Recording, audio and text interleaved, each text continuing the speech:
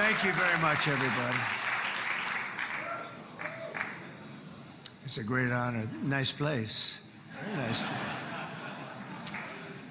Mr. President, Mr. Prime Minister, Mr. Speaker, esteemed members of the Knesset and cherished citizens of Israel, we gather on a day of profound joy, of soaring hope, of renewed faith, and above all, a day to give our deepest thanks to the Almighty God of Abraham, Isaac, and Jacob.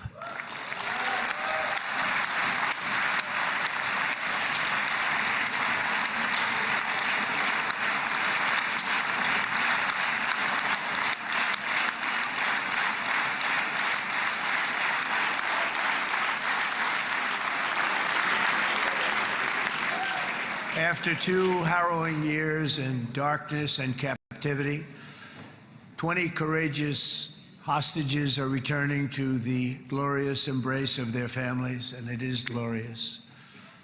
28 more precious loved ones are coming home at last to rest in this sacred soil for all of time.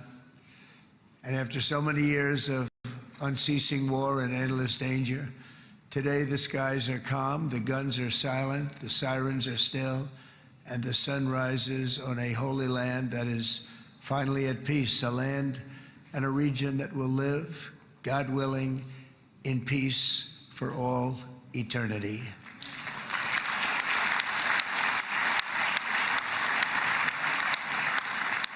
This is not only the end of a war, this is the end of an age of terror and death, and the beginning of the age of faith and hope and of God. It's the start of a grand concord and lasting harmony for Israel and all the nations of what will soon be a truly magnificent region. I believe that so strongly. This is the historic dawn of a new Middle East. I want to express my gratitude to a man of exceptional courage and patriotism, whose partnership did so much to make this momentous day possible. You know who I'm talking about. There's only one, Prime Minister Benjamin Netanyahu. Bibi, please stand up.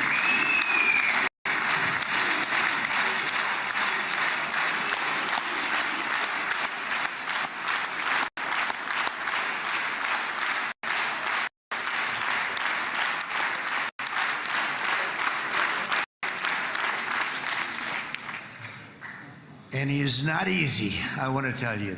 He's not the easiest guy to deal with, but that's what makes him great. That's what makes him great.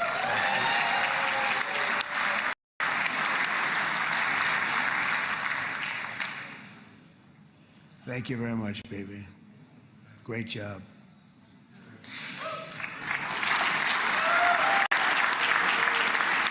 And let me also convey my tremendous appreciation for all of the nations of the Arab and Muslim world that came together to press Hamas to set the hostages free and to send them home. We had a lot of help. We had a lot of help from a lot of people that you wouldn't suspect, and I want to thank them very much for that. It's an incredible triumph for Israel and the world to have all of these nations working together as partners in peace. And it's pretty unusual for you to see that, but it happened in this case. This was a very unusual point in time, a brilliant point in time. Generations from now, this will be remembered as the moment that everything began to change, and change very much for the better.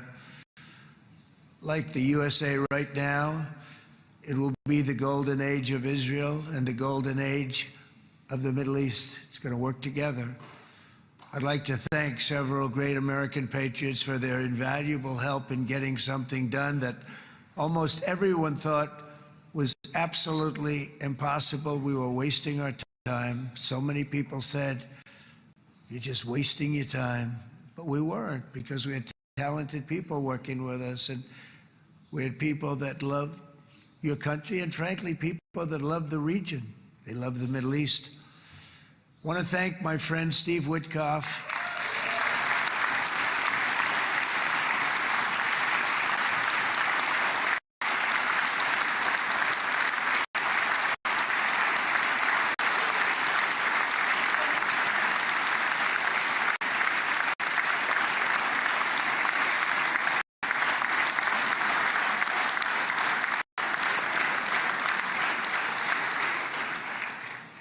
You know, Steve was chosen by me. He never did this before, but I knew him as a few things. He was a great businessman, but I know a lot of great businessmen, to be honest with you. He had tremendous negotiating skills, but I know a lot of people that negotiate pretty well, although it is an art.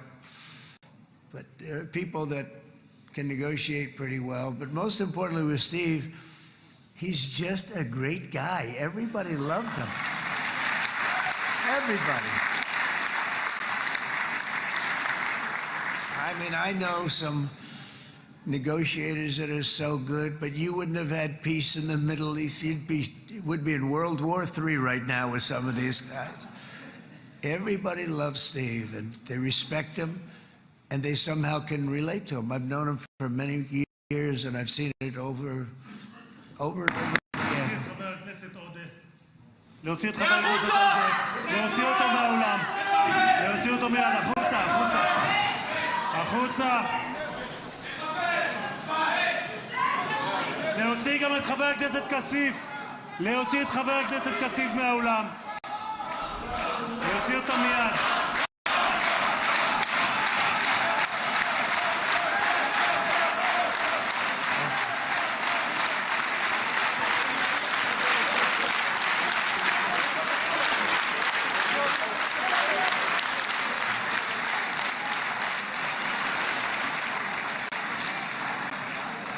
Sorry for that, Mr. President. Thank you. Please.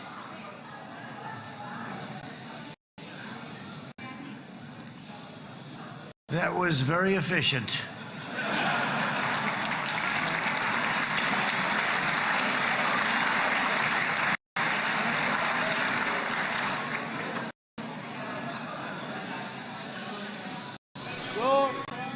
So back to Steve.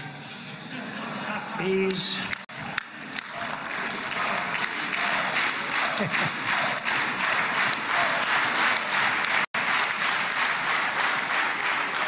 But I tell one story because he was so involved, and then we called in Jared. We need that brain on occasion. We got to get Jared in here. We got to get a certain group of people. But Steve started this all by himself. I call him Henry Kissinger, who doesn't leak.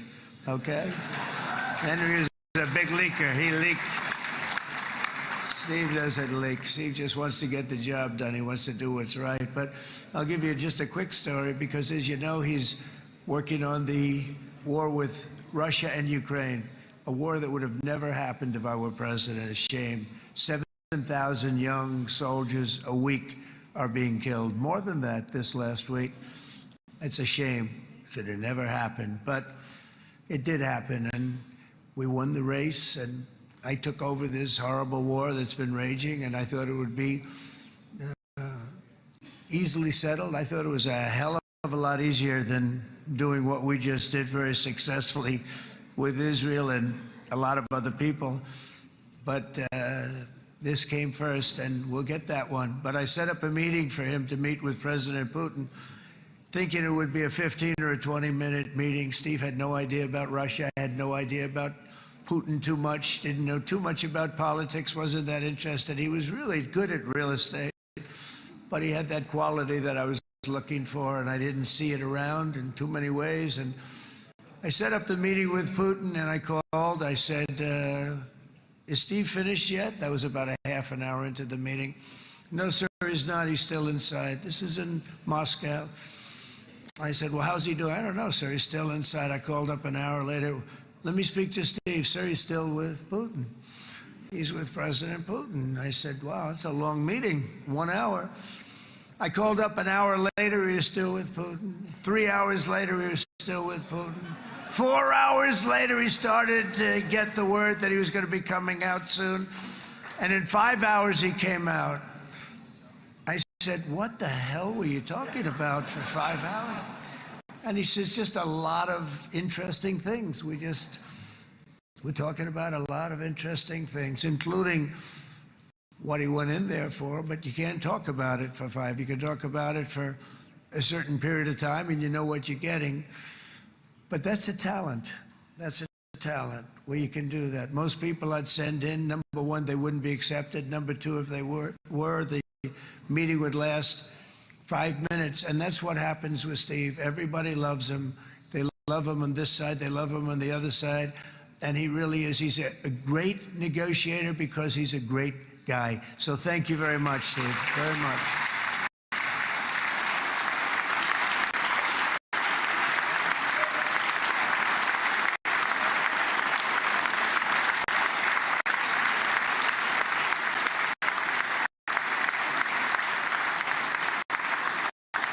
And let me also give a very special thanks to someone who truly loves Israel. In fact, loves it so much that my daughter converted. My daughter converted. I didn't know this was going to happen. And Ivanka's here.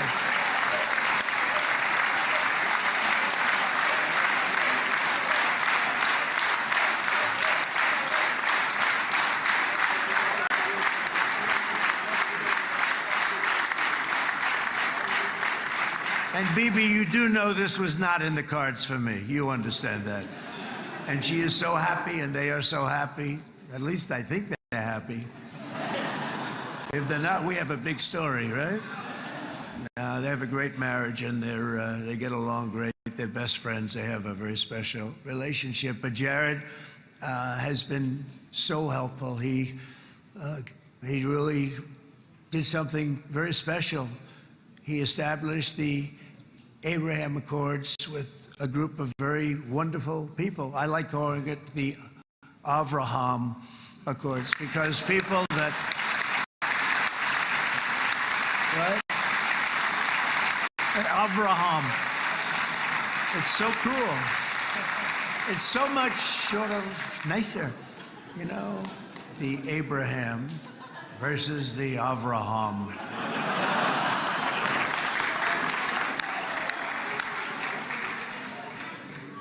I just don't want to sound too sanctimonious when I do it, so, you know, I sort of split it up. This way we keep everybody happy. But we have some very great talent, and they have no excuses for anything that's taken place because we had some unbelievably good people working on this. And then you're going to add a man named Marco Rubio, who is also here. That's right.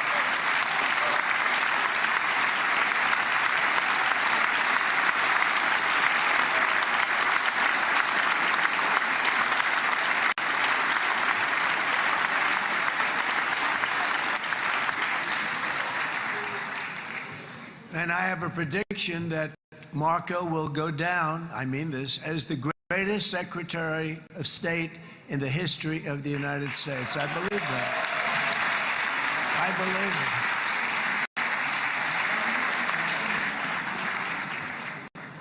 it. And he and I, you know, we really fought it out. You remember, he was tough. He was nasty. Who the hell thought this was going to happen, Marco, right? And now I'm saying he's going to go down as the greatest. He will. He was always smart and sharp, and people respect him.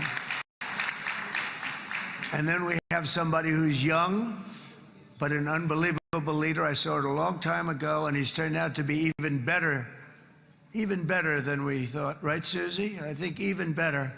And that's Pete Hegseth, who is our Secretary of War, formerly Secretary of Defense.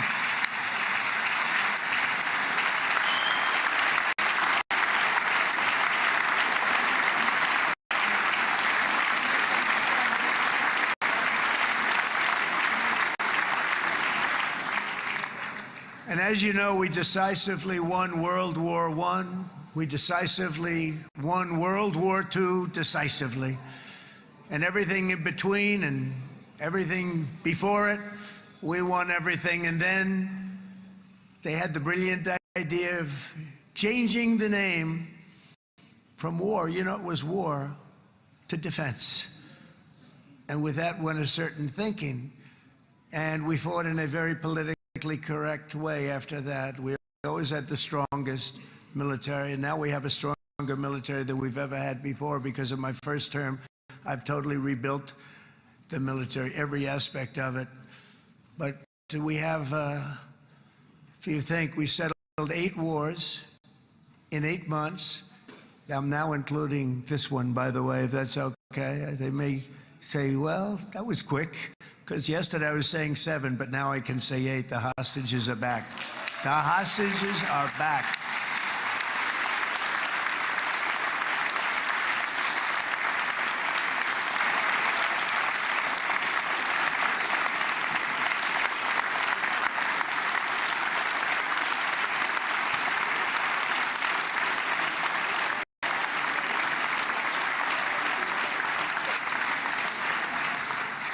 It is a good feeling. Isn't that nice to say? You know, I just said the hostage, first time I said the hostages are back. It feels so good to say it.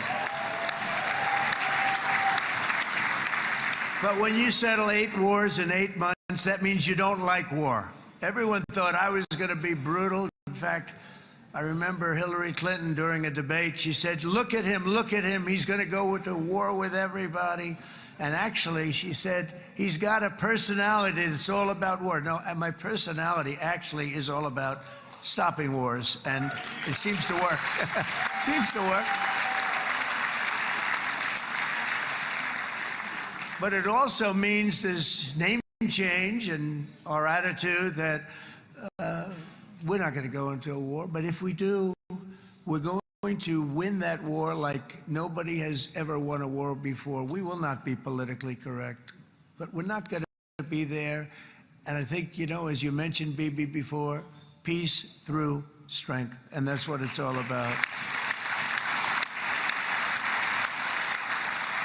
The United States has the greatest and most powerful military in the, right now, history of the world. I can tell you we have weapons that nobody's ever dreamt of. I only hope we never have to use them. I rebuilt the military. I was proud to do it, but some of the things I hated to do. I hated certain of the weapons because the level of power is so enormous, it's so dangerous, so bad.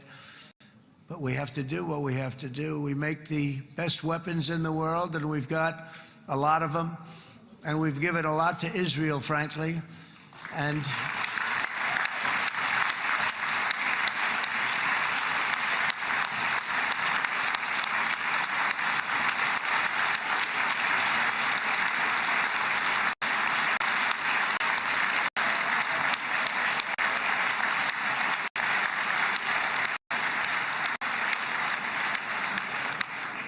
I mean, Bibi would call me so many times, can you get me this weapon, that weapon, that weapon? Some of them I never heard of, Bibi, and I made them.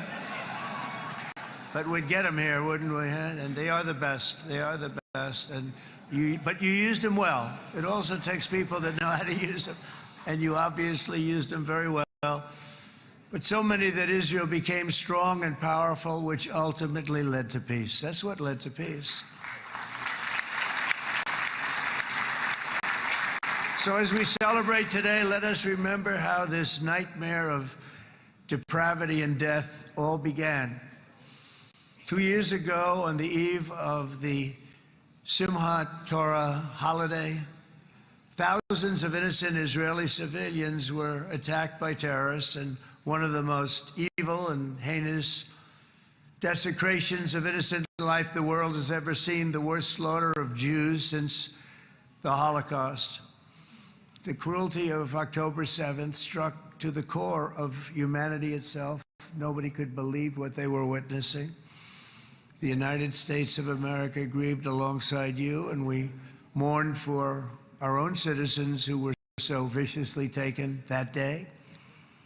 And to all the families whose lives were forever changed by the atrocities of that day, and all of the people of Israel, please know that America joins you in those 2 everlasting vows: never forget and never again.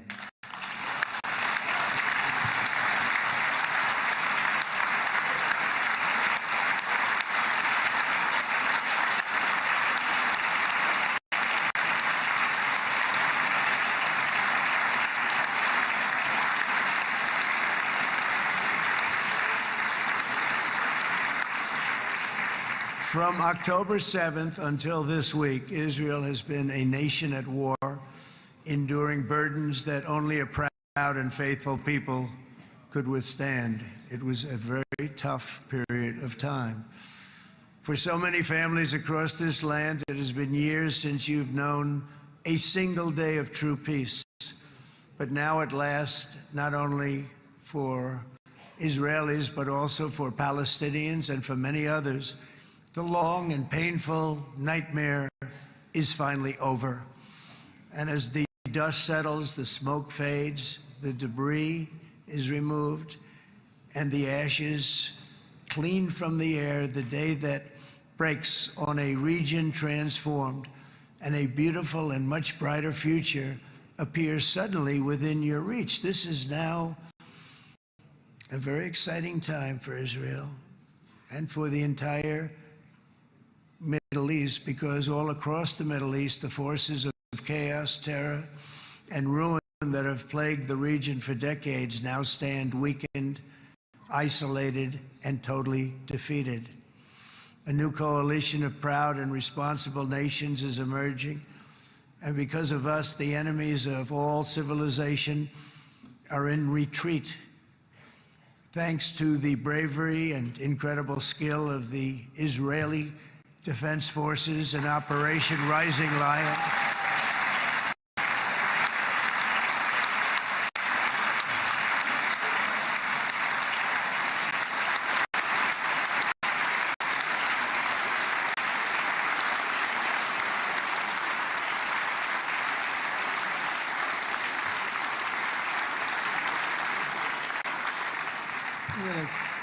guy's central casting. Let's put him in a movie. Look at him. Great job. And my people loved working with you. Loved it. They worked so well together. But many of Iran's top terrorists, including nuclear scientists and commanders, have been extinguished from this earth. And with Operation Midnight Hammer, boy, that's a great name for that, what we did. Last June, the United States military flew 7 of those beautiful B-2 bombers. They look so beautiful all of a sudden. They were always, I thought they were pretty planes. I had no idea they could do what they did. In fact, we just ordered 28 more of them. A little updated version. We ordered a whole pile of them. And almost 100 other planes went with them, including fighter jets. And we had 52 tankers, big, beautiful, brand new tankers that were loading them up 4 or 5 times. They traveled 37 hours back and forth. Think of that. But we had tankers all over the sky for all the other planes. We had the F-22s, the F-35s, F-16s. We had a hell of a lot of planes.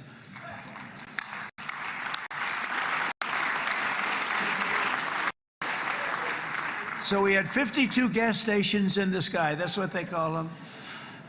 I'll tell you, I wouldn't want to be flying one of them. We have our great General Raisin Cain right here. General, stand up. This guy. What a general. Thank you.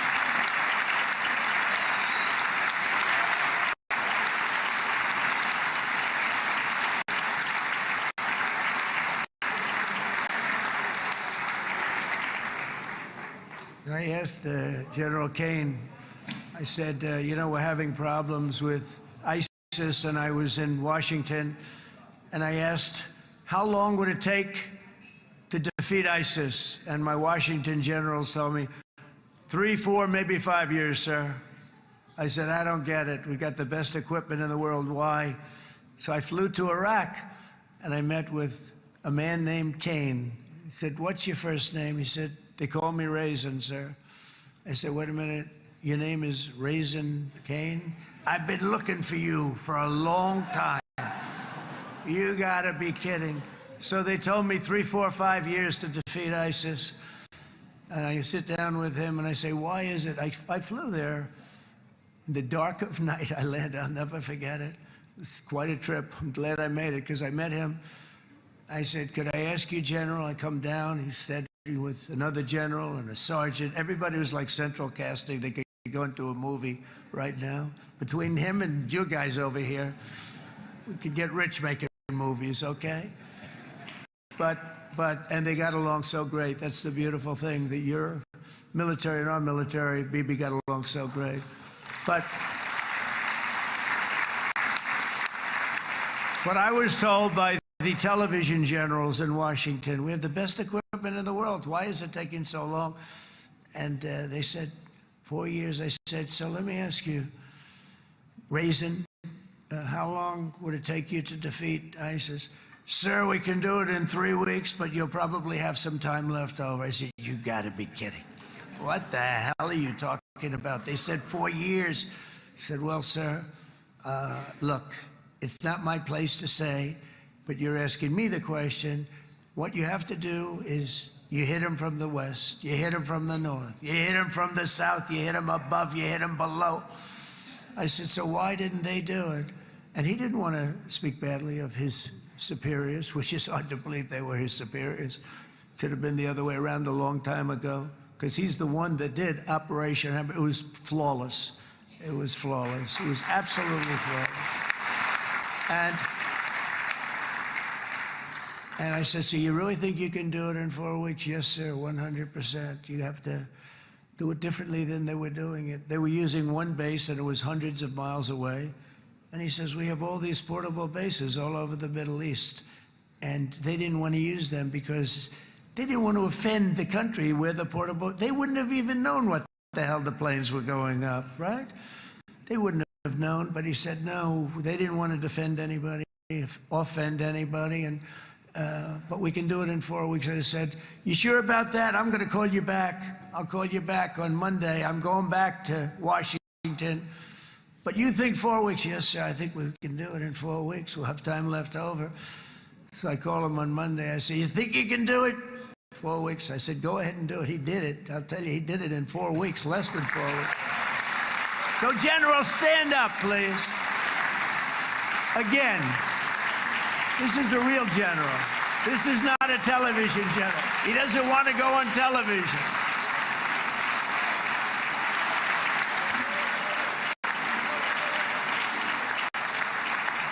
He doesn't want to go on television. I said the other guys love being on television. So we dropped 14 bombs on Iran's key nuclear facilities, totally, as I said originally, obliterating them.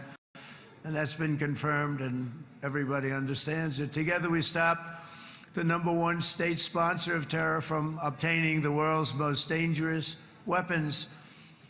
And if you think about it, if we didn't do that, and assuming we made the same deal that we have today, there'd be a dark cloud over this deal.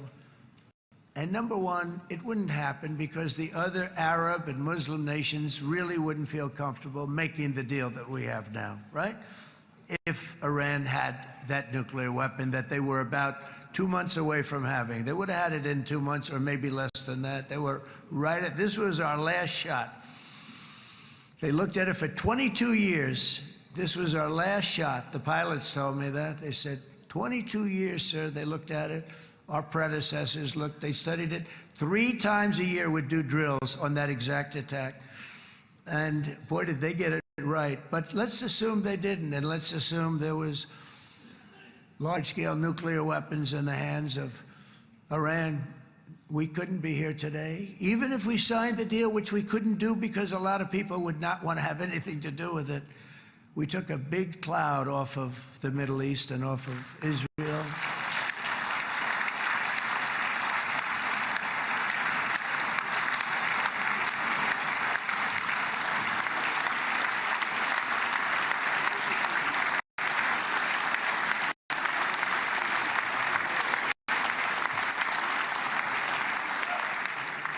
And it was my honor to help. But isn't it true, though, that can you imagine the same, let's assume, Bibi, the same documents, we had everything the same, but you had somebody out there that was, in the opinion of everybody, all-powerful in the Middle East. They took a big hit, didn't they? Didn't they take a big hit? Boy, oh boy. They got hit from one side. for the other. And you know, it would be great if we could make a peace deal with them. And I think that's me. Would you be happy with that? Wouldn't it be nice, I think? Because I think they want to. I think they're tired. Somebody said, sir, they're starting their nuclear program again. I said, let me tell you something. They're not starting anything. They want to survive. The last thing they want to do is start digging holes again in mountains that just got blown up and start. They're not doing this. They want to survive, okay? But I think we have a chance. Steve, you, and I think Jared, come on, I'll call you back for another one. We always bring Jared when we want to get that deal closed. We bring Jared, but Steve, you and Jared and the General and Pete and Marco, you'll get that deal done easy. I think that'll be easy. But first we have to get Russia done. We got to get that one done. If you don't mind, Steve, let's focus on Russia first, all right? We'll get it done. In Lebanon, the dagger of Hezbollah, long aimed at Israel's throat, has been totally shattered. My administration is actively supporting the new president of Lebanon in his mission to permanently disarm Hezbollah's terror brigades. He's doing very well. And build a thriving state at peace with its neighbors. And you're very much in favor of that, I know. And good things are happening there, really good things. And with this week's ceasefire, we've achieved the most challenging breakthrough of them all. The most challenging breakthrough maybe ever. I mean, I've never seen anything like it. I've been involved in a lot of success. I have never seen anything like what's going on today all over the world. People are dancing in the streets, not just in Israel. They're dancing in the streets of countries that would have never danced in the street about what's happening today. They're dancing in those streets. So this long and difficult war has now ended. You know, some people say 3,000 years, some people say 500 years, whatever it is. It's the granddaddy of them all. And in an unprecedented achievement, virtually the entire region has endorsed the plan that Gaza will be immediately demilitarized, that Hamas will be disarmed, and Israel's security will no longer be threatened in any way, shape, or form.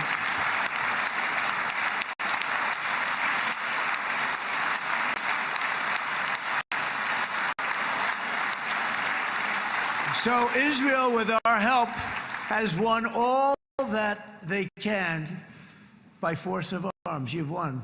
I mean, you've won. Now it's time to translate these victories against terrorists on the battlefield into the ultimate prize of peace and prosperity for the entire Middle East. It's about time you were able to enjoy the fruits of your labor, Mr. Opposition Leader. I said he's a very nice opposition leader. I think, no, he's a nice man. Bibi, he's a nice man.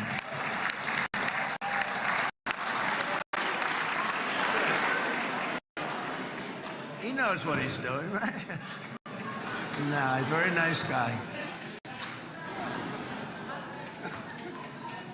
Well, see, now you can be a little bit nicer, Bibi, because you're not at war anymore, Bibi.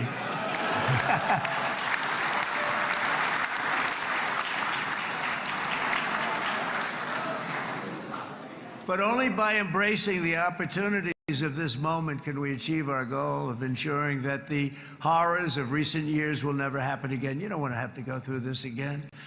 8 years ago, I came to this region on a very special first trip abroad as the President of the United States. I came here very early at your request.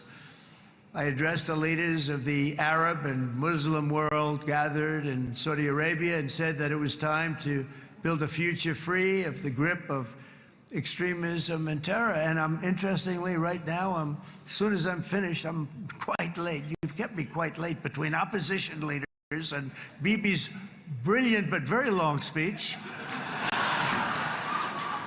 I thought I was going to run up here, make a speech, and then head to Egypt. It didn't work out though. And you made a pretty long one too, sir.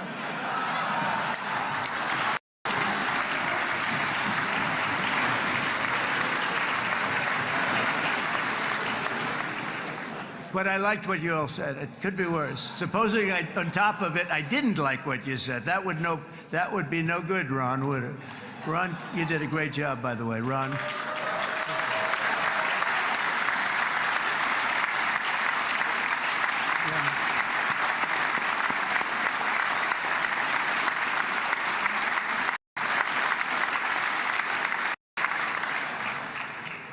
So I'm going to be meeting, actually, in a little while, I'm going to be meeting with the most powerful, the richest nations, really, in the world, although now, with the tariffs, the United States is by far the richest nation in the world, as you probably have been reading. But the richest nations, most powerful nations, you know, tremendous, headed by some tremendous people in many cases. Some cases I wouldn't say necessarily I would endorse. But I will tell you, some incredible people that really helped us make this all possible. So I'll be going there. I'll be quite late. They might not be there by the time I get there. But we're going to give it a shot. But the journey we started back then led to the crushing defeat of the ISIS caliphate, to the monumental Abraham Accords, and ultimately to the historic ceasefire this week, in which many of those same nations really played a very pivotal role, I have to tell you. Steve will tell you that. Jared will tell you that. Together, we've shown that peace is not just a hope that we can dream about. It's a reality we can build upon day by day, person by person, and nation by nation. And because of that, the Middle East is finally ready to embrace its extraordinary potential. You have extraordinary potential in this region. It should now be clear to everyone throughout the region that decades of fomenting terrorism and extremism, jihadism and anti-Semitism have not worked. They haven't worked. They've been a disaster. They've just killed. They've killed. They've backfired completely and totally. They've just totally backfired. Everything that you thought, take it worst case, it's turned out to be worse than that. They have not worked. From Gaza to Iran, those bitter hatreds have delivered nothing but misery, suffering, failure, and death. They've served not to weaken Israel, but to annihilate the very forces that did the most to foment this hatred. And it's really, I mean, everybody that's tried it has become irrelevant. Meanwhile, we've seen those nations that set aside their differences, reached across ancient divides, and pursued engagement are now among the most successful in the region. They're getting along with Israel, and they're doing great. And I can tell you the 4 nations that joined the Abraham Accords early on, and you'd all be doing me a favor, and I'm going to be saying this in a little while to some other friends, would love you all to, is this right, Jared? Join up in the Abraham Accords. We have to join up and get together. You can have that whole thing filled out. We had a very weak administration, worst president in the history of our country by far. And Barack Obama was not far behind, by the way.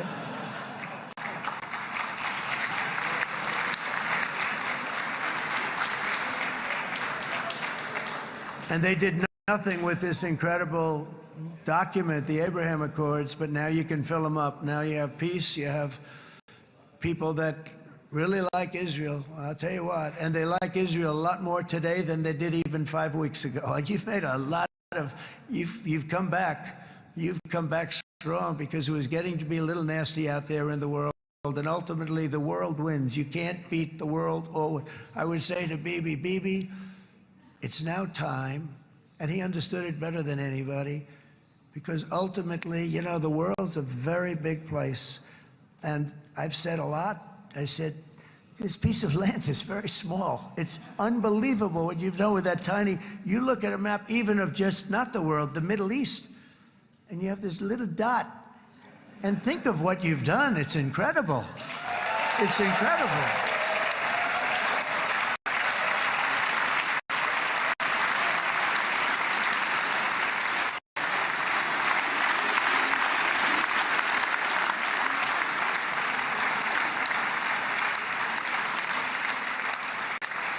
But the world is loving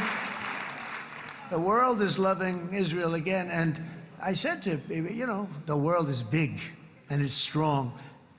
And Ron, ultimately, the world wins. And we don't have to worry about that now. But there was getting to be a period of time over the last few months, you know, the world wanted peace and Israel wanted peace. Everybody did. Everybody did. And what a victory it's been, right? What a victory it's been. If you would have gone on for 3, 4 more years, keep fighting, fighting, fighting, it was getting bad. It was getting heated. The timing of this is brilliant. And I said, Bibi, you're going to be remembered for this far more than if you kept this thing going, going, going, kill, kill, kill. It would be it would not be the same. And I just want to congratulate you for having the courage to say, that's it, we've won, and now let's enjoy our lives and let's rebuild Israel and make it stronger and bigger and better than it's ever been before. We're going to do that. Took a lot of guts. And the choice for Palestinians could not be more clear. This is their chance to turn forever from the path of terror and violence. It's been extreme, to exile the wicked forces of hate that are in their midst. And I think that's going to happen. I've met some people over the last couple of months that want to see it happen very much. And after tremendous pain and death and hardship, now is the time to concentrate on building their people up instead of trying to tear Israel down. We don't want that to happen again. And the total focus of Gazans must be on restoring the fundamentals of stability, safety, dignity, and economic development so they can finally have the better life that their children really do deserve after all these decades of horror. I intend to be a partner in this effort in the sense that we're going to help and we're going to do something that became unbelievably popular. Everybody wants to be on it. It's called the Board of Peace, okay? How about that? Is that a beautiful name? Like a board of peace.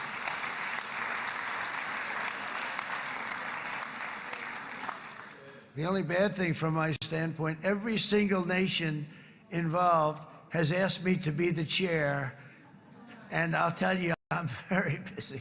I didn't count on that, but you know what? If we do it, we'll do it right. And we have unbelievable power and wealth, because you're going to need wealth. You're going to need wealth to rebuild things, and they have wealth like few people have wealth. I want to thank the Arab and Muslim nations for their commitment that they've made to support a safe rebuilding of Gaza and beyond. I have many Arab countries, very wealthy countries, that came up and said, we'll put up tremendous amounts of money to get rebuild Gaza. And I think that's going to happen. The power, they want dignity, they want to come forward, and they want to say, and I want to say who they are, because what they're doing is going to be, I think, something that you're going to be very impressed with, Bibi. And you need that. You need the kind of economic power that they have, and they want to see it work, and they want to see it be safe, and they want to see it be good for Israel too. And as much money as it will be, and it's a lot, as you can see, it's a lot. For these countries, it's relatively little relative to their worth.